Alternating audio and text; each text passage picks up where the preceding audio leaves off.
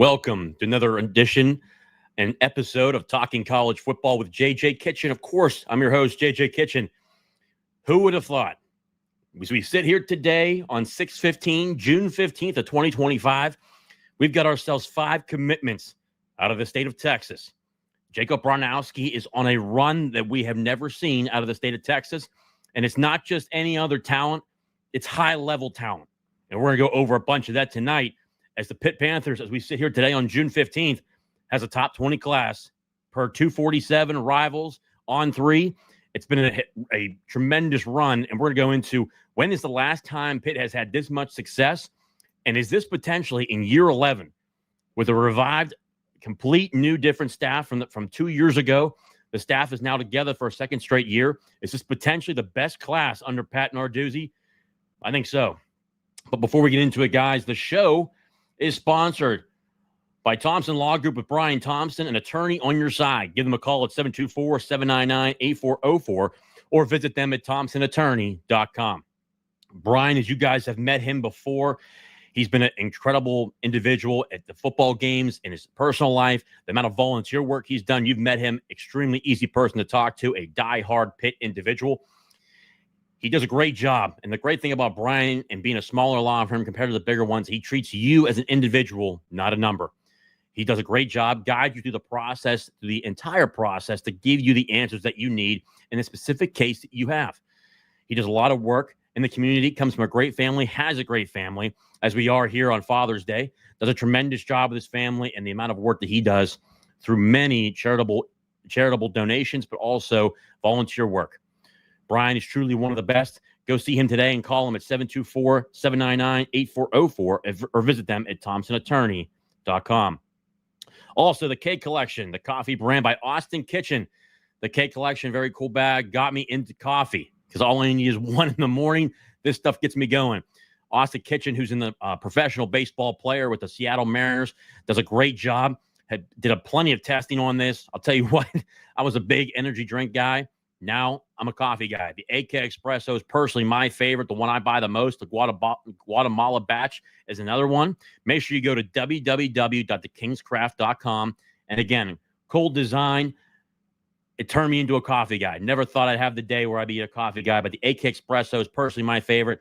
Make sure today you go to get the Cake Collection coffee brand to fuel professional athletes. If it can fuel professional athletes, it can certainly fuel us in our daily lives.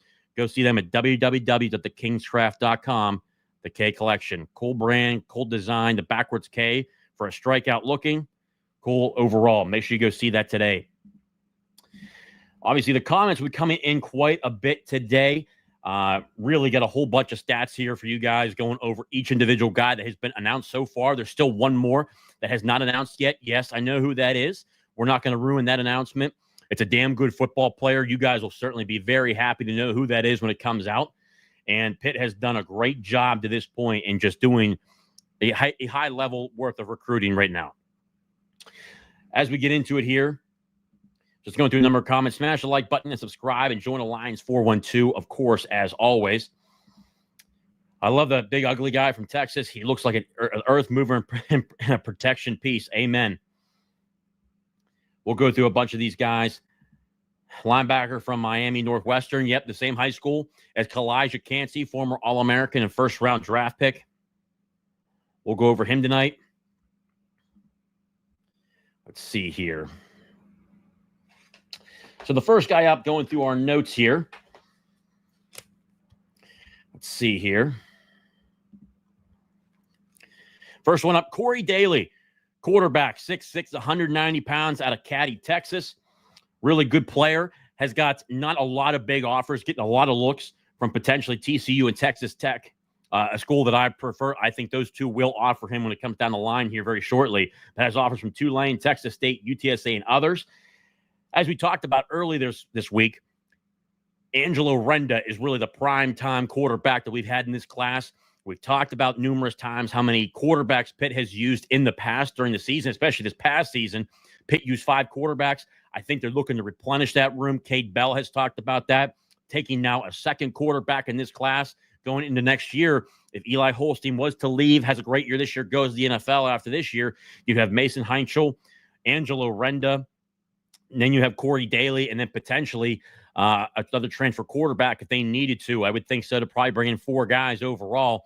But it's a quarterback room that's rebuilding it. It's got a lot of talent so far with Eli Holstein at the top, Mason Heinschel there right now, and Cole Gonzalez, who comes in, who transferred from Western Carolina to Oklahoma, and then comes out of Oklahoma and goes to Pitt. So there's obviously a great competition going on there to push Eli. Mason Heinschel will certainly push Eli. I think as we go into camp, it'd be Eli Holstein at quarterback 1, Mason Heinschel quarterback number 2, and then Cole Gonzalez at number 3. But plenty of good guys there in that room. I think anytime you can take a guy 6'6", 190 pounds, you give him an opportunity. I think that Cade Bellingham are certainly extremely excited to work with this kid. Certainly has the intangible, has the tools, comes out of a place, especially in Texas, where they've got plenty of great talent, especially the high school that he's at. They've talked about it before. You know, Wyatt Villarreal comes out of a high school where they won the state titles back-to-back years. I mean, they've done a great job.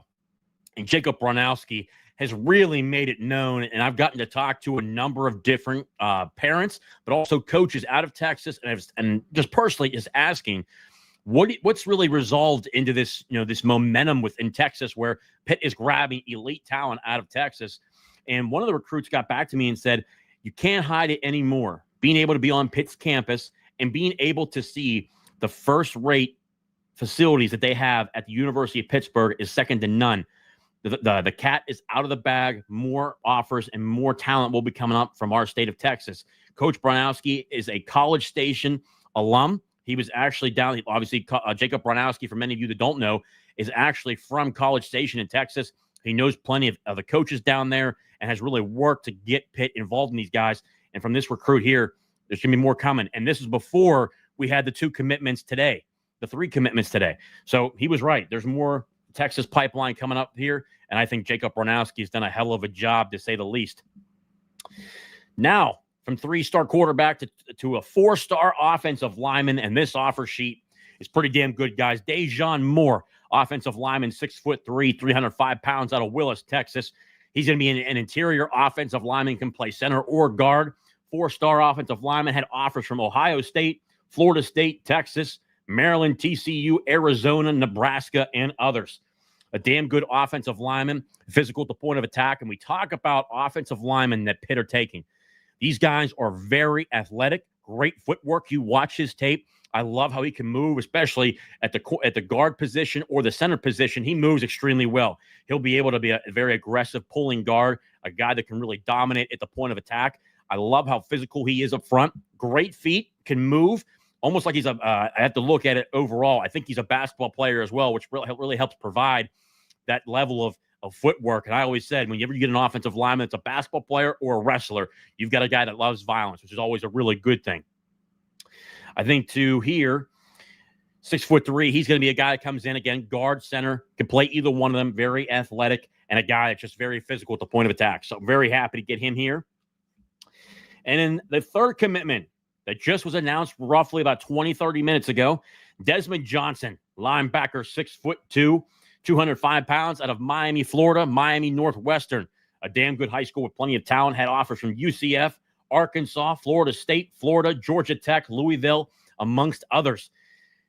Ryan Manilak is just on a run right now with the linebacker room. They know what they're looking for. They know it's successful at the University of Pittsburgh, and we've seen this before. Guys like Servassier Dennis, who was a 2-star recruit, and people complained about him. He's a pickup. He's a guy that should be playing here. Well, guess what? He was an All-American at Pitt, was drafted in the National Football League. He's been a 2-year starter now at the Tampa Bay Buccaneers. And now you have Kyle Lewis, another All-American. Rasheem Biles more than likely will be an All-American this year. Then behind him, Jeremiah Marcelin. Then you have Cameron Lindsay, former 4-star linebacker out of Aliquippa. He's moved his way up the charts. Now you have more guys coming in. Isaiah Simmons, the number 1 linebacker out of Virginia, a 4-star guy. Then you have Desmond Johnson here, and then Isaiah Simmons, Desmond Johnson, and there's one more linebacker I'm forgetting about. He's a damn good one, too. Why am I drawing a blank here? I have his name down here, guys. 1 second. Marcus Jennings, linebacker. He's going to be a guy who will probably be bumped up to a 4-star, but Marcus Jennings out of Cass Tech in Detroit, Michigan. Physical, tough. Anytime you can get a guy out of Cass Tech in Michigan, you get yourself a damn good winner, and he's a damn good football player, and we're lucky to have him coming into this class. And to Desmond Johnson, I mean, a very, very physical guy, but speed. The one thing he's got that's very noticeable on his tape is speed. He's very violent, loves to fill the gaps, especially in the run. But he's a guy that has that speed where he can cover down the football field, which is a really good thing for him. Again, very intelligent, very high football IQ. He's going to be a guy to watch when it comes to the linebacker room at Pitt. And that really gets me to my next statement. Let's talk about the 4-star commitments in this class, guys.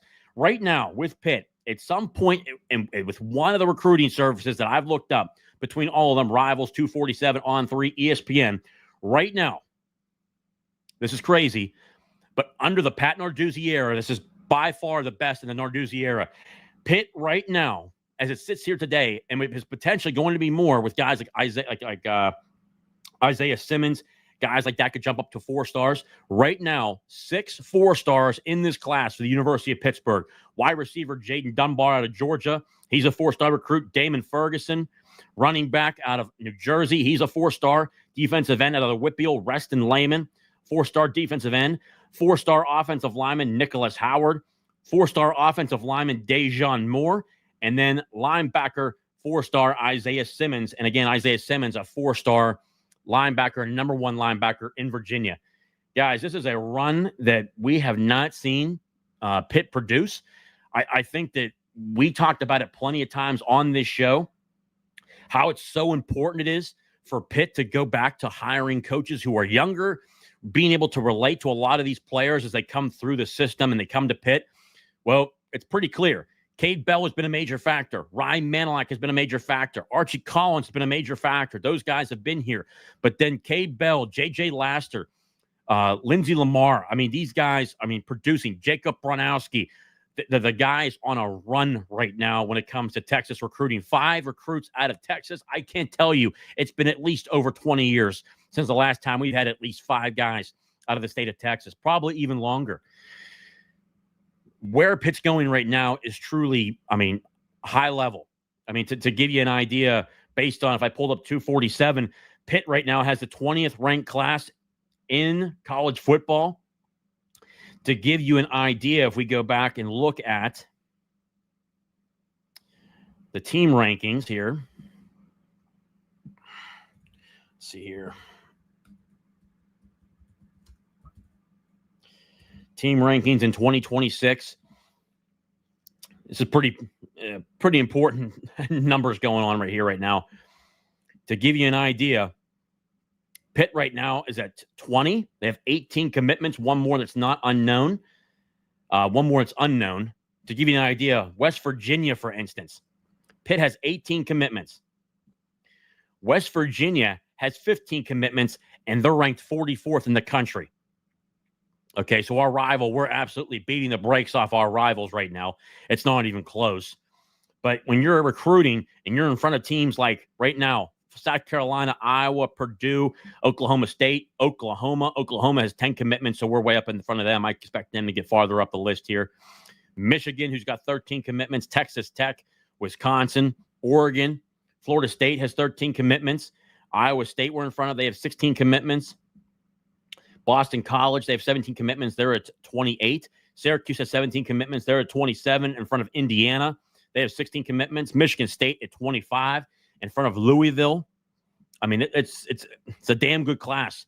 And North Carolina, they're at number 20 right now. They have 19 commitments. They're at 19 with 19 commitments. We're just behind them. The class is moving in the right direction, and a lot of these guys can jump up from a 3-star to a 4-star. And as you can imagine, guys, they're not coming here for free. And the revenue sharing era has finally begun. And we've talked about this before. People were denying it when I told you guys, when Alan Green said he's been preparing for the last 8 months to shift investments, to shift the money where things are flowing to. It's working.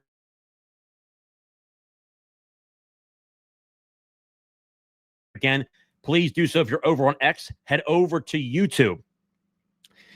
Head over to YouTube, hit the like button down below, subscribe to the show. Our next goal is to get to 2,000 subscribers. Also, if you're tuning in right now, head over to Facebook and like Talking College Football with JJ Kitchen. Once we get to 100 followers, we'll be able to go live stream on there as well. Again, so remember, hit the like button down below. We got over 300 people in here now. Hit the like button down below and subscribe to the show. Anthony, thank you, sir. Obviously, I'm not a dad, but to everybody in the group chat, appreciate Anthony's comment. Happy Father's Day to all the Pitt dads out there. Couldn't agree more. And again, appreciate all you guys popping into the show tonight on Father's Day. I thought about almost moving it to Monday, but we've had so many commitments run through here. Figured we'd jump on here tonight. Let's see here. Also, the super chat button is down below. We have a ton of comments coming in tonight. I'm going to try to get to everyone here. Apologize, guys. You probably might have to tell me if the thing's lagging, if the screen's lagging at all. I don't know what's going on here. We've got a rainstorm going on outside, so I'll have to check. Manilac recruiting and coaching his ass off, man. 3 super athletic linebackers, 2 potential All-Americans. Insane run he's having. I couldn't agree more, man. He's doing a hell of a job at this point. And, man, just Manilac is just, I mean, easily one of our best recruiters right now. When you look at recruiters, you're looking at Manilac, Jacob Bronowski, Archie Collins, Corey Sanders. They're just doing a hell of a job right now. Can I say it? The eyes of Texas is upon Pitt. WRW Pitt. I couldn't agree more. The talent Pitt's getting out of Texas is truly second to none right now and doing a hell of a job. Cade Bell, Wolf HD. Cade Bell and Jacob Bronowski take recruiting seriously. They go after dudes and are out for blood. Best recruiting class we've seen in a while. Some school big is what is going to want Bronowski. Elite, fine. I mean, I told you guys before to talk about him a little bit. I've talked about this before too. Georgia and Tennessee. He was at Tennessee at one point as an assistant. Georgia has certainly talked about him. Tennessee, Ole Miss have all talked about him. He's going to be a guy that's going to be required to give a raise here at the end of the year, and Pitt will certainly not shy away from that, as Cade Bell was given an extension this year. Cade Bell is the 3rd highest paid offensive coordinator in the ACC, so Pitt certainly does not shy away from paying guys, to say the least. Let me see here. Getting players from Texas means something. Look how many D1 programs are in that state alone. Dan B couldn't agree more. And that's why I'm saying that this level of recruiting that Pitt's on. Guys, let me know in the comment section if the screen is a little bit delayed. Noticing that a little bit on my screen here a little bit. The thunderstorm we have going on outside here in Pittsburgh is pretty crazy. I don't know why it's delaying like that.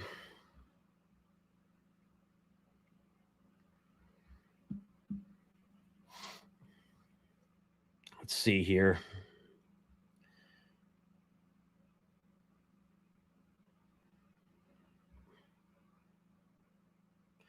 Adam Vincic, a little delayed. Thank you. I don't know why it's doing that, guys. Let me try to figure out what the hell's going on here.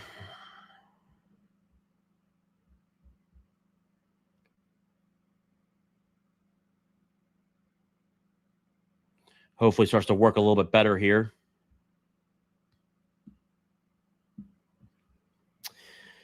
Not sure why it's doing that.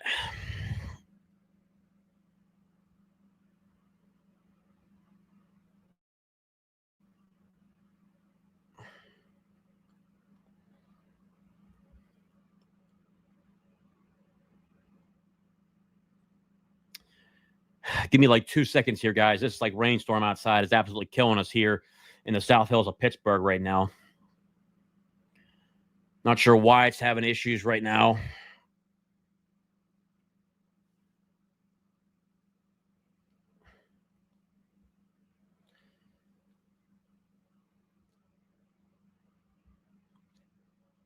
Guys, let me know. Is it getting a little bit better in there, or is it still delayed? Let me know here in the comment section.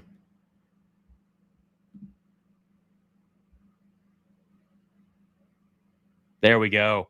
There we go. We're finally back. There we go. All right. We're good now. It's good to see people like you and Panther Layer switch over from Rivals to 247 Sports. They are just so much better at following players. Rivals doesn't have half a Pitt's class rated at all. Yeah, I couldn't agree more, Wolf. You know, it's been absolutely crazy from a number of different aspects. I don't know what's going on at Rivals. They've got a couple guys there, But I mean, ever since that kind of stuff, and I just, for me, I'm not associated with any of them. I just look at the more reality of who's producing a better product.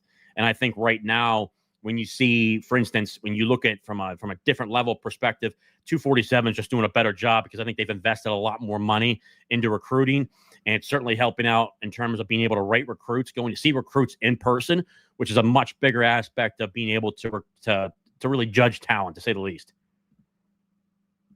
There you go. Thank you, Adam. Alan Green isn't lying. They are ready to go with revenue sharing. I told you guys they're going to start shifting a lot of stuff around, and I think he's done a great job behind the scenes. From anybody that I've talked to in the athletic department, has talked about how he's taken it really to the next level in terms of being able to bring in donations, raising revenue. He's worked with corporate sponsorships. He's worked with corporate development, so he's done a good job with that. Let's see here.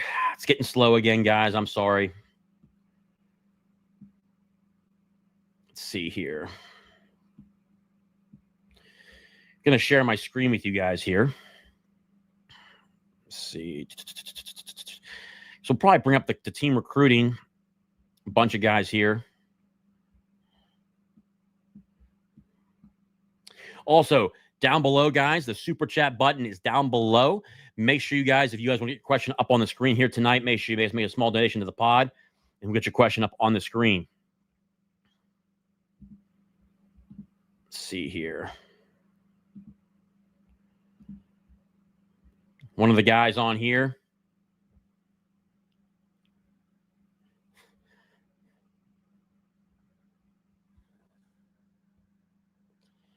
Here we go.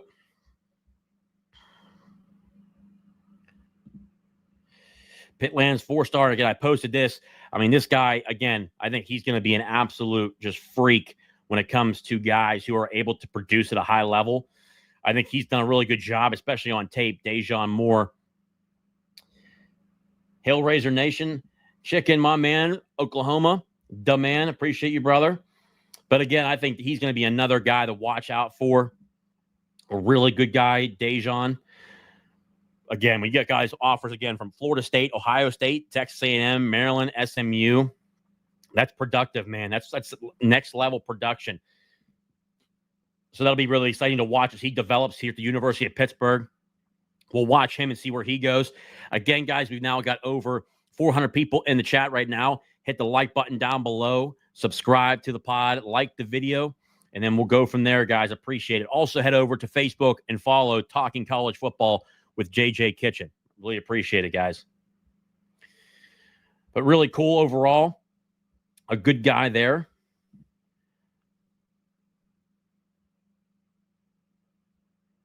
Let's see here.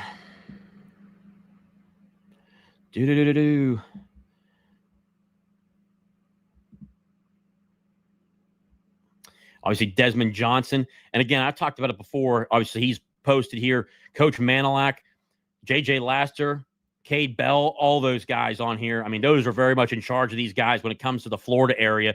Cade Bell is very much involved with Florida. J.J. Laster is very much involved with Florida, so those guys are there. But Ryan Manilak, man, he's the one that closed the deal when they come on campus, and he's done a high-level job of getting those guys in there.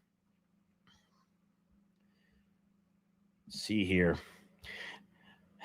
This one here, Wolf, appreciate the comment as always.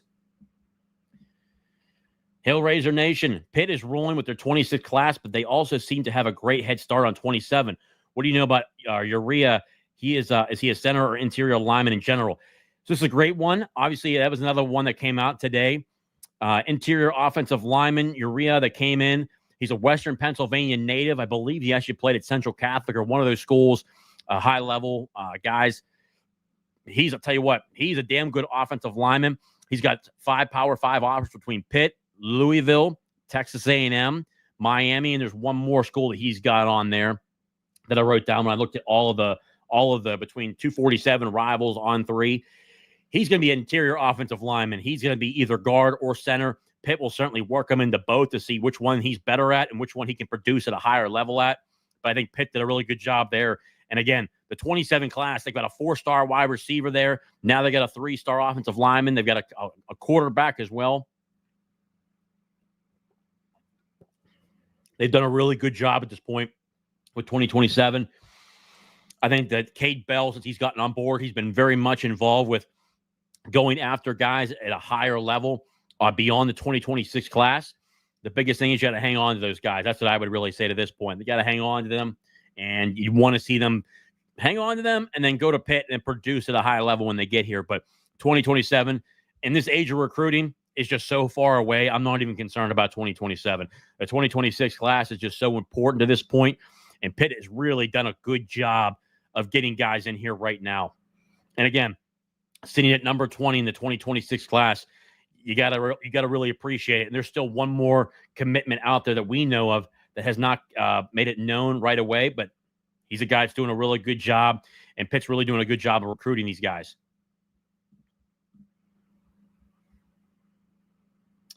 All right, let's see here.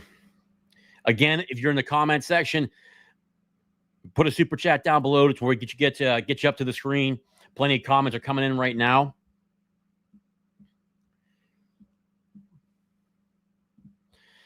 Any idea when the last guy's announcing? That's a great question. I would think probably later tonight or tomorrow, from what I was told.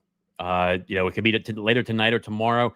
They're putting together a bunch of, highlight tapes and putting together all the social media stuff that you'll see. So you'll see it later on. I've never seen Pitt recruiting this good. We beat out Ohio State for one of the kids. I remember when Pitt had trouble recruiting Temple and Rutgers years ago. I'd say even back then, I would say, that was probably before the Wanstead area or the Wanstead tenure. But, I mean, I can tell you this. I just think that while people might have thought the NIL stuff, and there's going to be certainly, I can promise you this right now, there are plenty of schools in front of us that have more money. Ohio State, Georgia, Alabama, all those schools have more money than us. But right now, NIL in the transfer portal and now revenue sharing, which is going to even help Pitt out even more, get towards really adding in more money, which you're seeing now in its recruiting class. When you look at this class moving forward, the revenue sharing, NIL, and transfer portal is only going to help Pitt. The days of, Nick Saban, Les Miles, Jimbo Fisher, all those guys holding, certain players, or even Georgia, Kirby Smart, having three levels of depth when it comes to all their positions and their rosters and holding guys that can't leave. Those days are long gone. The days of recruiting are here where people don't want to sit on the bench for 2 or 3 years. They want to go and make sure they can go have an opportunity to play and get to the National Football League. That's only going to help Pitt. And you're watching it from numerous aspects where Pitt goes even into the portal and grabs a lot of these guys. And I think that they've done a good job. Jaden Moore, the defensive end transfer out of Oregon, he's another classic example. He only played 70 snaps last year, but he had, in the pass rush rate, I think he had 56 pressures out of those 70 snaps. That's absolutely freakish numbers. Small sample size, but I think when you're looking at a player that you bring in here to Pitt that can really dominate and really be able to develop from a freshman to potentially a redshirt freshman, a redshirt junior, and they go off to the NFL, Pitt has really done a good job of being able to develop from a guy from when he gets in here to when he gets to his junior season and then getting him off to the NFL. You're going to see Kyle Lewis this year. Kyle Lewis will play one more year here at Pitt, and he'll go to the National Football League. And I think one thing that Pitt does really well, too, is being able to see who does a great job in their system. For instance, Kyle Lewis was committed to Temple, decommits from Temple, goes to Pitt. Now he's an All-American. He's going to be more than likely a day 2 pick, second or third round pick next year in the NFL draft. And Pitt finds guys who they know will fit their system. And I think a lot of these larger schools, they go after their star chasing. They're star chasing, and they're not looking at who fits their system. And that's why a number of them don't ever pan out, which has always become a problem. So I think when you look at it, Pitt does a good job of seeing that. So Kyle Lewis at the linebacker position at 6'1", 6'2", they call him undersized. Well, guess what? Pitt looks at it. That's a great guy that you can have on our list, and a guy that can play at a high level. Rasheem Biles, another guy who was, again, a 6'1", 6'2" guy. A lot of schools said your size at safety is good for us, but you're not fast enough. But then at linebacker, your speed's good enough, but your size isn't big enough. And all of a sudden, when you go to Pitt, they're like, you're the perfect guy that we need to play the star position, can play the will, Pitt does a good job, and Ryan Manilak, who played in this system at Cincinnati under Pat Narduzzi when Pat Narduzzi was with Mark D'Antonio at the University of Cincinnati, knows what they want in this defense, and he's done a great job. I mean, the linebacker recruiting has just jumped up dramatically. It was never like this under Rob Harley. Rob Harley, through his goods and his bads, there's a lot of criticisms about Rob Harley from a lot of different recruits. I just don't think he worked as hard enough to get these guys. Was never productive like that in the recruiting trail. Ryan Manilak is just in a world of his own right now. And the linebacker room from compared to 2015 to these last 3 years, have literally last 3 or 4 years, has been freakish. Brandon George now in the National Football League. He's another guy. So I think Pitt's done a really good job at that. So overall, this class has done really well. And you look at the commitments right now. I think I said here, if I go back and look, let's see here, 5 commitments so far.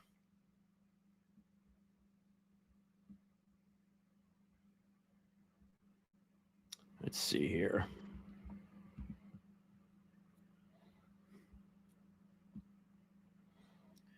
Let's see.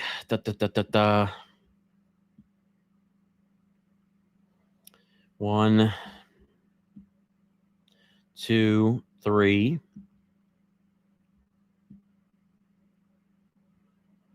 4, 5. Yeah, so 5 guys.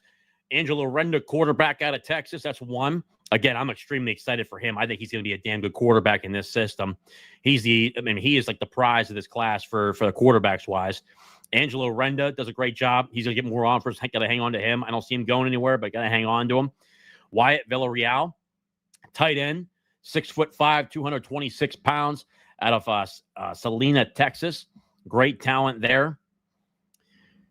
And then Dejon Moore, 4-star interior offensive lineman, 6'3", 305 pounds. Corey Daly, Seguin, Texas, 6'6", 190. And then Nicholas Howard, offensive tackle, 4-star, 6'5", 285 pounds. I think he said he's 300, 305 right now. So just right now, guys, that's a damn good class. It looks really good right now. This class is awesome so far. Excited to see who else they bring in. Have to win some games in the fall to keep these guys. I agree, Alex. That's going to be another thing going forward. And we talk about when we get into later on this year, projection-wise, I've been very critical of Pitt. They have to win 9 games this year. I mean, it's time to put shit together. For me to see this this coaching staff move forward and be at the University of Pittsburgh. You got to win 9 games this year, and again, they've got a tougher schedule. You've got Miami on there. You've got Notre Dame. You've got West Virginia in the backyard brawl. You've got Florida State on there. You've got Louisville on there. Georgia Tech has certainly risen its game. Georgia Tech should have beaten Georgia last year, and for how well they played, the referees certainly helped out Georgia last year. Georgia Tech's gotten better. They're on the schedule. It's going to be a tougher schedule this year. And maybe pull up their schedule here.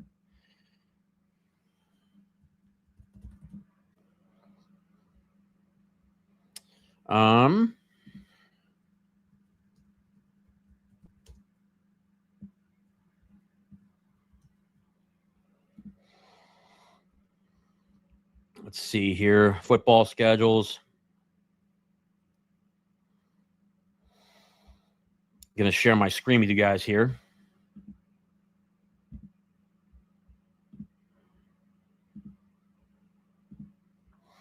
And before I share, while I'm sharing my screen here, I would agree there's a lot of pressure on these guys in terms of the coaching staff.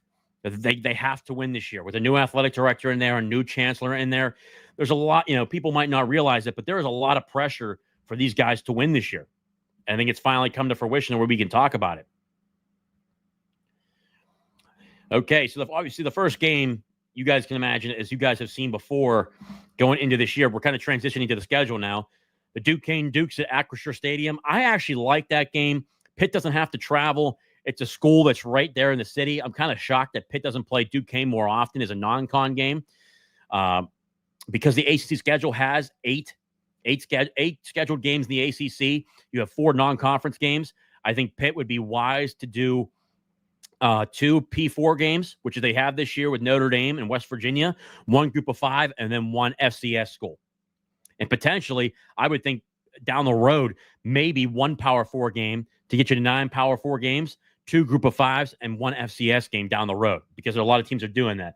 Heck, Penn State's non-conference schedule is absolutely embarrassing from another different levels. They've got Nevada, FIU, and then there's another, I think there's an FCS school in there, Villanova. I mean, that's an absolutely pathetic non-conference schedule, but not shocking from them because I understand they got to get to like 10, 11 wins and need as much help as possible to get there.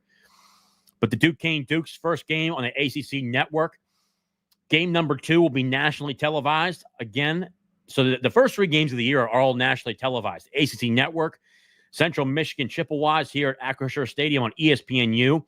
Then in game 3, and as I said before, this is going to be the game that we find out what this is the game we're going to find out what kind of team Pitt has this year. And that's at West Virginia in Morgantown, or Morgan Hole, as people call it, the dumpster fire of West Virginia. West Virginia Mountaineers. Guys, they have a major amount of turnover down in West Virginia, but it's the backyard brawl. I think you throw out any records. I think you throw out any previous statements. These guys overall are truly, it's going to be a tough game. It's in Morgantown, and this is their Super Bowl.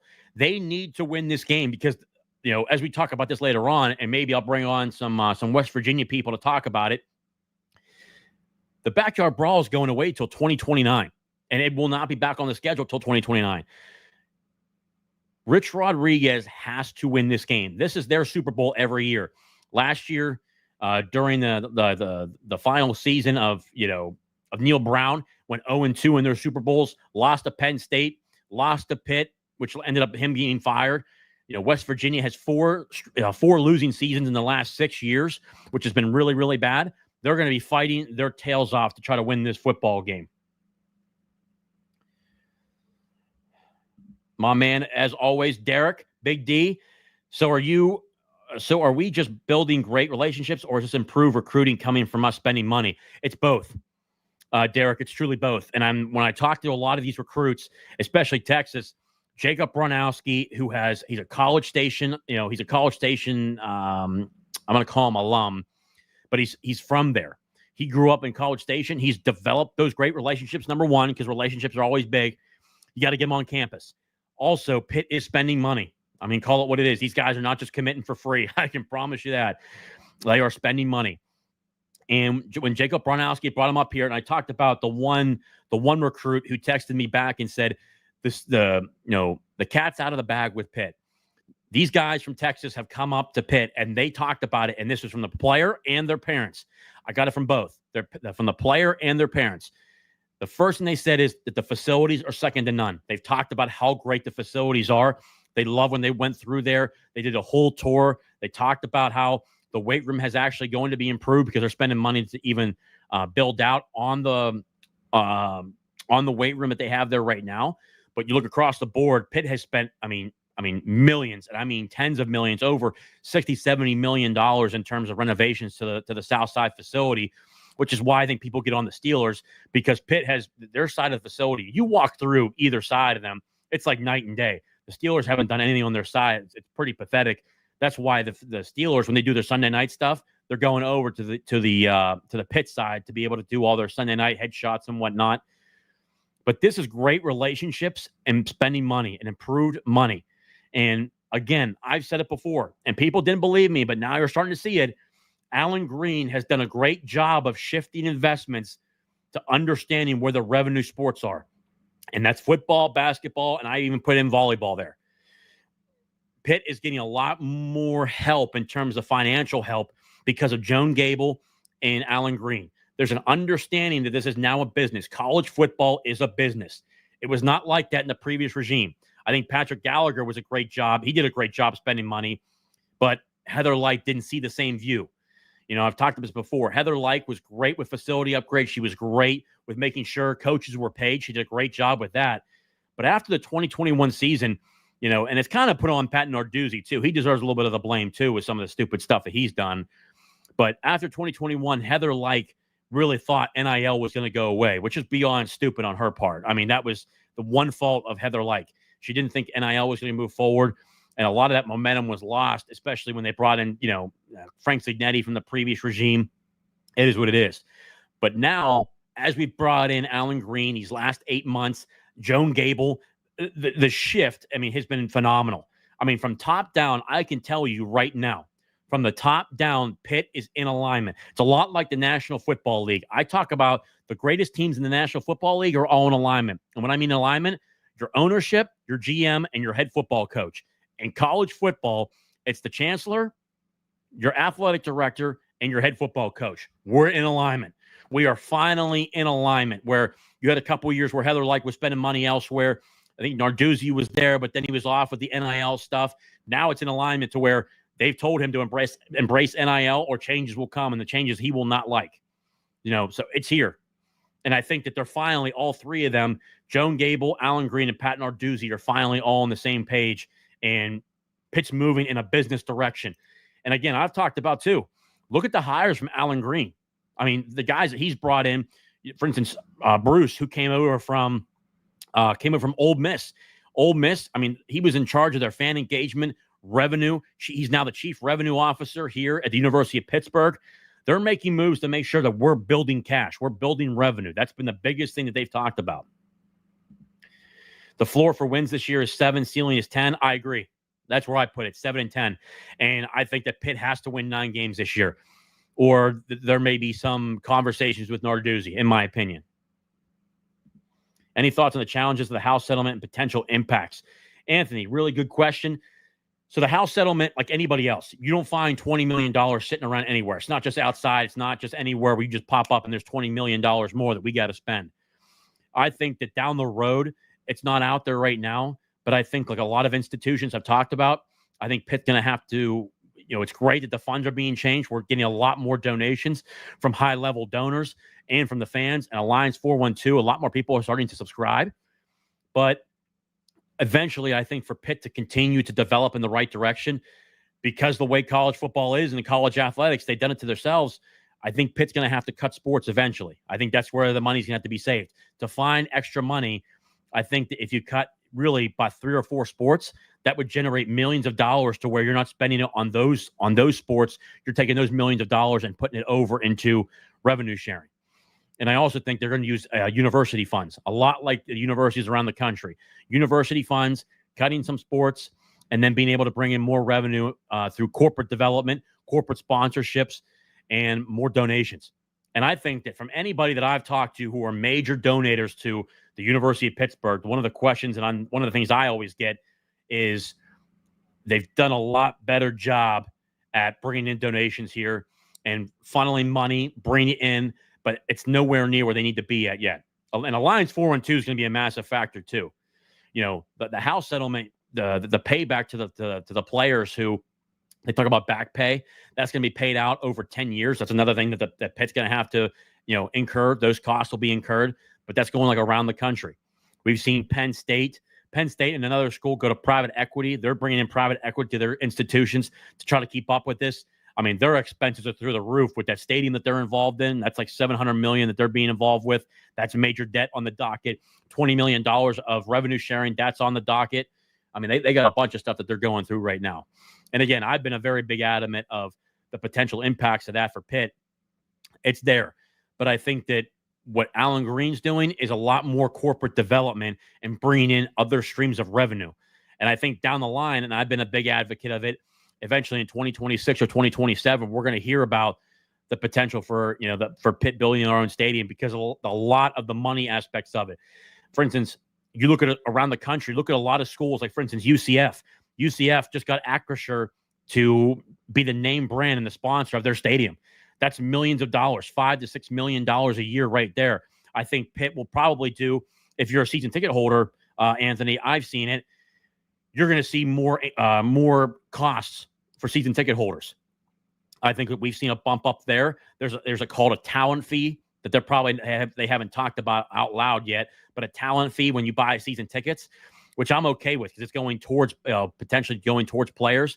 I think students at the University of Pittsburgh will probably incur a fee, probably something like $100, $150 a year to be able to generate revenue. That'll probably generate between, $6 to $8 million there.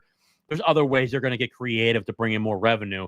I think you're going to see it more and more as we go about as we go towards the season. You'll start to see more and more from Alan Green in terms of what he's talked about with generating more revenue. Great question, Anthony. John Villarreal, with a coach like Dews being old school, yet having young coaches with the juice is the perfect blend.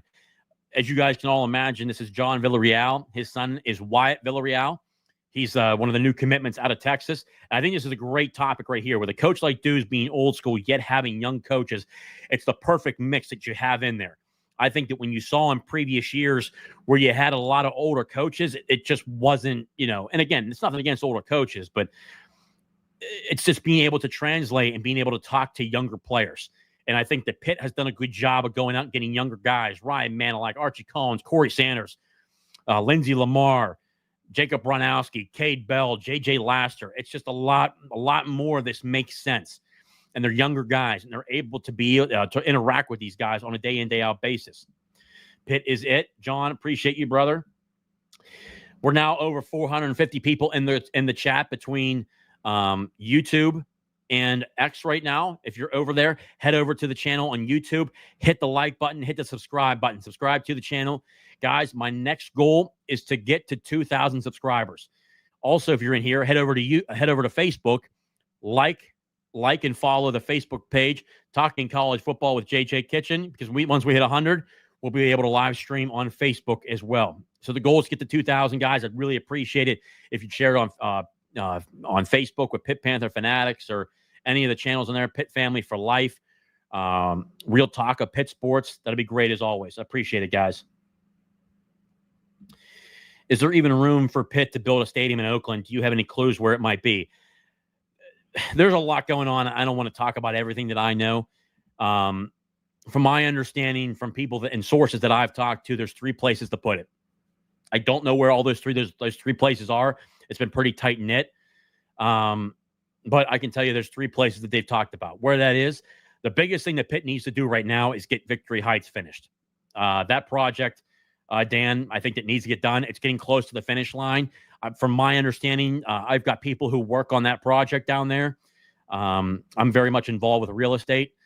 They're very much in terms of saying that it's probably going to be done officially in December or January of next year, like December of this year or January of next year. So the end of this year or the beginning of 2026. Once that's done, you'll probably hear more stuff. And hell, Alan Green, Dan, to your point, before the spring game, Alan Green talked about how there's a lot of moving parts with the stadium, and they're very much having those conversations. So that just tells you those conversations are there. And from the people that I've talked to, sources-wise, have said Joan Gable has said that a stadium is a necessity, not a want, but a necessity. And there's so much money you can do from that stuff. Whether it's naming rights, you can also host a lot of concerts there. You can host a lot of live events there. There's just so many ways you can be productive. And then Victory Heights, wow, it sucks that we spent a lot of money, $240 million on a facility that may not be able to host sports there anymore. You could host a lot of events there. You could host Whitfield Championships there for basketball, wrestling, the swimming events. You can bring a lot of stuff out of state to bring there as well. Plenty of different events. You can have money go through there and funnel through there as well. Let's see here. Alex, 9-3 with losses to Notre Dame, Louisville, Miami, feels very attainable with this talent. Coaching has to put it together. Alex, and this is a great statement here again as well. I've said it before and I've said it again. The last 20 years, this is what it comes down to. Pitt has had great talent on their teams. Look at the guys who are in the College Football Hall of Fame. Look at the guys each year that go to the National Football League. It's the coaches who have to put this stuff together. And I've been very critical of Narduzzi because I think that there's a lot of pressure on these guys to win this year. They have to win. And I don't want to hear 8-4, 9-3 at the minimum. 9-3. You got to really show it this year. I mean, Narduzzi's making $7 million a year. Heck, that's more than Marcus Freeman at Notre Dame. I mean, holy shit. I mean, we got to start producing now. It's time to start showing this. We need to start winning more football games in terms of where college football is going. 2030s, you guys have obviously heard me talk about 2030 is going to be the massive bang in college football, the massive movement and conference realignment, a super league. Something's going to occur that I was told in 2030. That's why ESPN and ACC lowered their buyouts. There's going to be a major effect. Whether college football breaks off from the NCAA, there's going to be shit that moves. And I think Pitt and all of them need to understand these next 5 years are important. And if Narduzzi can't win it at a consistent rate, it may be time to go in another direction. Just being very critical and being real with you guys. Winning has to happen now. And Alan Green is a winner. He don't want to lose. He's been very adamant about that. On the outside, talking to us. On the inside, talking to the administrators at Pitt. Got to win.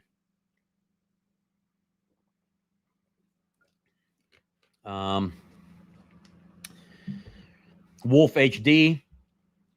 This should be a big year. Thought exercise. What are some of the teams you think of that would be have two? What are the teams that you think of that would have a two returning All-Americans in QB? Alabama, OSU, Georgia. Yeah, Pitt has that this year. Wolf, this is a great point too. You know, Pitt returns a lot of talent, especially from previous years. You know, they're returning a lot of production, which should put them towards a very much competitive state. You guys have probably saw, I think that the over under in the win rate's about 6.5. I think ESPN released. Nothing, prototypical of what's usually there at Pitt. But Pitt has, Narduzzi in his 10 years has overachieved each time the win-loss ratio has come out 8 of the 10 years. You know, the 2 years were obviously the losing seasons they had. The 5-7 year in 2017, and then the 3-9 year they had in 2020, 3? Because 2024 they rebounded last year. I just like this team a lot. I think there's a lot more depth because guys got more time, more playing time. I think Jackson Brown, offensive lineman and legacy name, his dad, Tony, played at Pitt. I think Jackson Brown's going to be a guy that starts at left guard. Jeff Percy at left tackle. Jeff Percy at left tackle, Jackson Brown at left guard. Those are two massive individuals, 6'7" and 6'5" at left tackle and left guard. Then you have depth on that side with Keith Guvia and Kendall Stanley. Keith Guvia could also back up and play the center position as well. I always call him Ryan. Ryan Coretta also can back up and play guard and center. On the other side, at right guard, at center, you have Lyndon Cooper, who I think is just taking it to a new level this year. Also had that. BJ Williams returning at right guard. He's going to be a guy that, again, goes up. There were some people talking to him, trying to get him to go to the transfer portal. He stays at Pitt, a loyal Pitt guy. He comes from a tremendous family, by the way. His mom and dad are truly, incredible people, and we're happy to have him here at Pitt. I love those two. And then at right tackle, Ryan Bayer. And I got to tell you this right now. Ryan Bayer is back to his side at right tackle where I think he is more natural. And he's been a high productive player at right tackle. And he's been there the entire spring. He'll be there the entire summer and fall. He's going to be a guy that I think takes his game to the next level. And I think he could potentially be an NFL draft pick after this year. That's how good I think Ryan can be. And for the people that don't know, numerous sources, and this is coming straight from the Southside facility. Numerous sources have told me that Pitt, even though their school's out right now, everyone should be back home for the summer working individually. I was told through numerous people that the Pitt offensive linemen, the entire offensive line group, besides minus 2 people, were at the Southside facility and are still there, did not go home, and are working in a cohesive unit with multiple people with offensive line coaches. Because obviously Jeremy Darveau cannot work with offensive linemen right now. You can't contact any players that are on your team or work with anybody because it's already out for the season. They brought in a guy that's within that network that came in from Georgia to work with the offensive linemen for multiple days this past week. And I can tell you this, guys, right now, I'm very excited for this offensive line group.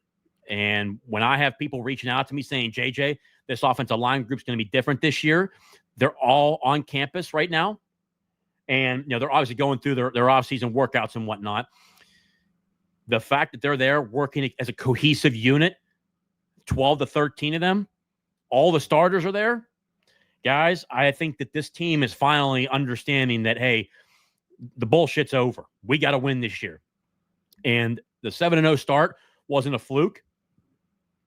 How they ended was due to injuries, but those excuses are out the door anymore. These guys are working their tails off. My man, Sharpshooter Sports Talk, JJ, if you guys haven't done so, make sure you go follow his show as well. Does a tremendous job. He does a great job. The Fanatic Network with Coach I, he does a great job. And obviously, Jason Watkins and Coach over at the Hall of Fame, the College Football Hall of Fame podcast. Make sure you go over there and follow them as well. Derek, I think they may look at moving the VA hospital to a new site and build the stadium there, or they may do something on the OC lot. Wouldn't be shocked, Derek. And I think there's a lot of conversations about it. And there's going to be something coming up here in the next couple of years. I just think right now they're more worried about getting the Victory Heights stuff done first, get that going, use those buildings for other portions of revenue. Because before that, I mean, at the end of the day, that was just property just sitting there. I think you can use those buildings for other things outside the box where you can really involve a lot of revenue going in there, especially events. You could have so many different events in there.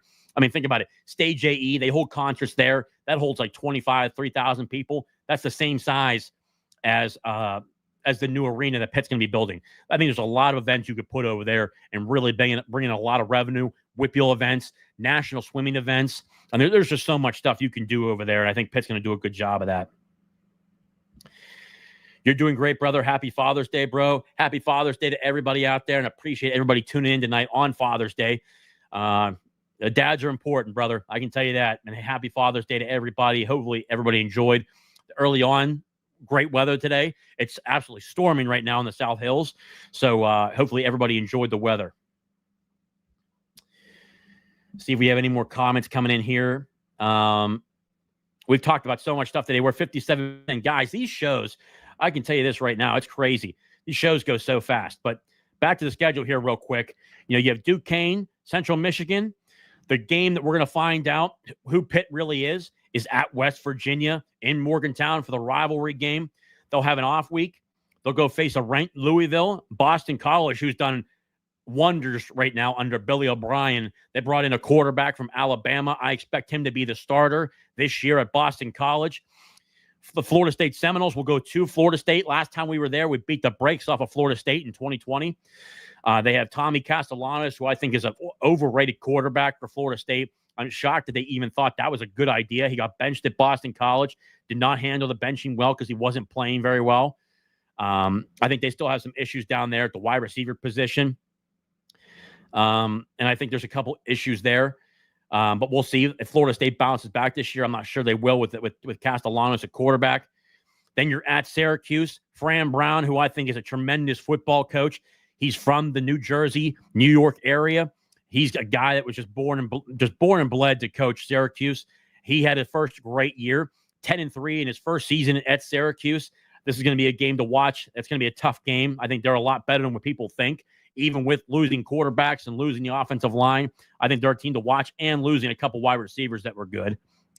The NC State Wolfpack, I don't think they're going to be bouncing back as good as they possibly should. That's a game that I think Pitt should definitely win because they're missing a lot of guys, quarterbacks. Their defensive coordinator, Tony Gibson, who's been there for years, left, is now the head football coach with the Marshall Thundering Herd. So I think that's a game Pitt should win. Stanford, that's a game Pitt should definitely win. I don't care if it's out at Stanford or not in time change. Stanford's got a lot of work to do in terms of rebuilding. Andrew Luck is their general manager there. They brought in Frank Reich, the former offensive coordinator with the Indianapolis Colts and former head coach of the Carolina Panthers to coach there. A Pitt man, Nate Bynum, is the offensive coordinator, so I expect their offense to be a little bit better because he's a great offensive coordinator, great coach. He'll be coaching there. Then they have an off week, and then at Acrisure Stadium, number 7 Notre Dame, the Notre Dame Fighting Irish come into Acrisure Stadium. That's going to be a pretty damn good football game in the middle of November. I will certainly be at that football game, like every other home game, as you can imagine.